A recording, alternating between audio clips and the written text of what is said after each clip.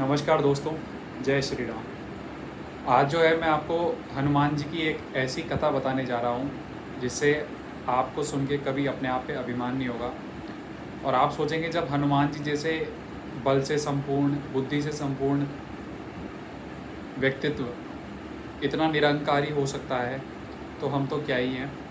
तो बात कुछ ऐसी है कि जो भगवान कृष्ण की पत्नी थी सत्यभामा, जब भगवान सत्यभामा के कहने पर स्वर्ग से उसे पारिजात वृक्ष लाकर दे देते हैं तो सत्यभामा को घमंड हो जाता है कि भगवान मुझी से प्यार करते हैं और मेरी हर बात मानते हैं। भगवान के साथ एक बात है कि भगवान को कभी घमंड जो है वो स्वीकार नहीं होता। जहाँ अभिमान है वहाँ भगवान नहीं, और जहाँ भगवान है वहाँ अभिमान नहीं। ठीक उसी तरीके से गरुड़ जो भगवान की सवारी है उसे भी इस बात का घमंड हो जाता है कि दुनिया में मुझसे तेज कोई नहीं। भगवान को जब युद्ध भूमि में जाना होता है या कहीं भी जाना होता है तो भगवान मुझी पर सवार होकर जाते हैं। भगवान मेरे बिना कहीं भी गति से पहुंच नहीं सकते। और भगवान का जो महाअस्त्र है सुदर्शन चक्र, जो भगवान शिव के चरणों से निकला है, उसे ये अभिमान हो जाता है कि भगवान को जब ज़रूरत होती है तो भगवान मेरा ही प्रयोग करके सब कुछ तहस नहस कर देते हैं।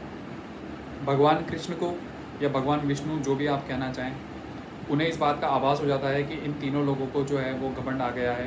तो भगवान इन तीनों का घमंड चूर करने के लिए एक योजना बनाते हैं। भगवान अपने परम भक्त, एकमात्र ऐसा भक्त है दुनिया का जिसे आज तक कभी घमंड नहीं आया, वो है शिव जी के 11वें रुद्र अवतार भगवान हनुमान। ब्रह्मचारी हनुमान, बलिष्ठ हनुमान, सर्वशक्तिमान महाबली हनुमान। तो भगवान विष्णु, भगवान नारायण, भगवान कृष्ण जो है वो हनुमान जी को याद करते हैं। तो इस हिसाब से भगवान कृष्ण जो हैं गरुड़ को कहते हैं कि गरुड़ जाओ किष्किंधा पर्वत पर, मेरा भक्त हनुमान तपस्या कर रहा है, उसे बोलो कि मैंने भगवान कृष्ण ने बुलाया है। गरुड़ जी जो है वो जैसे ही हनुमान जी के पास पहुंचते हैं तो कहते हैं कि चलो, मेरे प्रभु श्री कृष्ण ने तुम्हें बुलाया है, मैं तुम्हें अपने ऊपर बैठाकर संसार में सबसे तेज़ गति से भगवान कृष्ण के पास पहुंचा दूंगा। हनुमान जी कहते हैं कि मैं किसी कृष्ण को नहीं जानता, मेरा तो सिर्फ एक ही भगवान है, भगवान श्री राम। गरुड़ जी बलपूर्वक हनुमान जी को ले जाने लगते हैं, पर आपको पता है हनुमान जी से कोई नहीं जीत सकता। तो अंत में पछताकर वो भगवान कृष्ण के पास जाके बोलते हैं कि बड़ा ही धूर्त वानर है, वो आ नहीं रहा। तो भगवान कृष्ण जो है गरुड़ से कहते हैं कि अब जाकर हनुमान से कहना कि भगवान श्री राम ने तुम्हें याद किया है। जैसे ही गरुड़ हनुमान जी के पास जाकर कहते हैं कि भगवान श्री राम ने याद किया है, हनुमान जी गरुड़ जी से कहते हैं कि तुम चलो, मैं तुम्हारे पीछे आता हूँ। गरुड़ को लगा कि ये अकेले आएंगे तो जाने कितना टाइम लगाएंगे, इनको मैं अपने ऊपर बिठा लेता हूँ। तो वो कहते हैं कि हे हनुमान, मैं इस संसार में सबसे तेज़ गति से चलने वाला पक्षी हूँ, तुम मेरे ऊपर बैठ जाओ, मैं तुम्हें तुरंत फुरत ही पहुँचा दूँगा। हनुमान जी कहते हैं आप चलिए, मैं आता हूँ। इधर भगवान कृष्ण जो है वो श्री राम का रूप धारण कर कर बैठ गए। ऑब्वियसली वो तो थे ही श्री राम, और सत्यभामा को उन्होंने सीता का रूप धारण करने के लिए कह दिया।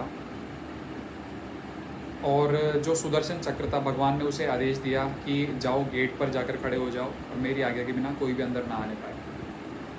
इधर तो गरुड़ का आना हुआ, उधर हनुमान जी पलक झपकते ही अपनी सर्वशक्ति से भगवान कृष्ण या भगवान राम के द्वार पहुंच जाते हैं। वहाँ पे उन्हें सुदर्शन दिखता है, वो सुदर्शन उन्हें अंदर जाने से रोकता है।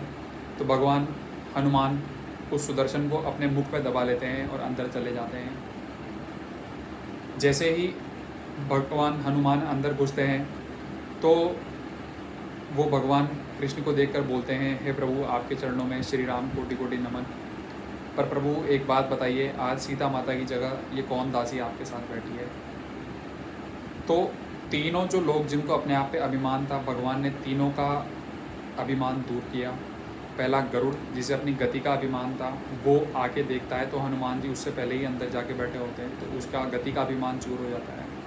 सुदर्शन चक्र, जिसे अपने बल का अभिमान था, हनुमान जी उसे मुख में दबाकर अंदर चले जाते हैं। और तीसरी सत्यभामा जी, जिन्हें ये अभिमान था कि भगवान उनकी हर ख्वाहिश पूरी करते हैं, तो हनुमान जी ने उन्हें दासी कहकर उनका सारा अभिमान चूर कर दिया। तो हमें ये सोचना चाहिए कि जिस हनुमान में जो सर्वशक्ति है, महाबली है, उनके अंदर भक्ति पर भी घमंड नहीं, तो हम तो क्या ही हैं। अगर वीडियो अच्छी लगी हो तो नीचे जय श्री राम लिखना मत भूलना, वीडियो को लाइक कर लेना, सब्सक्राइब कर लेना, और आगे भी मैं आपको हनुमान जी की और हमारे जो पौराणिक कथाएं हैं उनसे मैं आपको रूबरू कराता रहूँगा। वापस जय श्री राम।